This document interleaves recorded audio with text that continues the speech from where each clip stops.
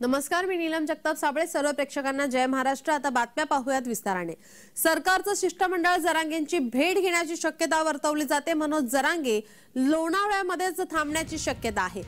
मनोज जरांगे संपूर्ण मराठा आंदोलकांसोबत मुंबईकडे कूच करत आहेत, मात्र आता ते लोणावळ्यामध्ये त्यांचा मुक्काम आहे. मिळालेल्या माहितीनुसार सरकारचं शिष्टमंडळ हे जरांगेंची भेट घेणार आहे. भेट घेण्याची शक्यता वर्तवली जाते. त्यामुळे मनोज जरांगे लोणावळ्यामध्येच थांबणार असल्याची माहिती सध्या समोर येते. आपले प्रतिनिधी अजिंक्य धायगुडे आपल्यासोबत फोन लाईन वरून जोडलेत. अजिंक्य, काय अधिकची माहिती? हो, नक्कीच.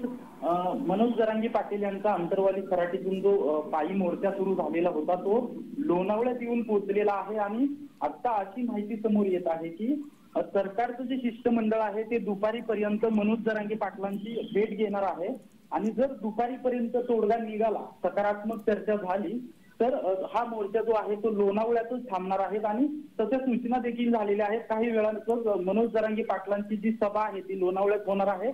आणि त्या सभेत मनोज जरांगे पाटील जे आहेत ते सभेला पुढील सूचना देणार आहेत. परंतु सरकारचं जे शिष्टमंडळ आहे ते देखील तयार आहे. फक्त हे जे मनोज जरांगे पाटील आणि सरकारच्या शिष्टमंडळाची जी चर्चा होणार आहे त्याची जागा अजून ठरलेली नाहीये किंवा ती बातमी समोर आलेली नाहीये. परंतु सरकारचं शिष्टमंडळ लोणावळ्यात जाऊन मनोज जरांगे पाटलांची भेट घेणार आहे अशी आत्ताची माहिती समोर येत आहे.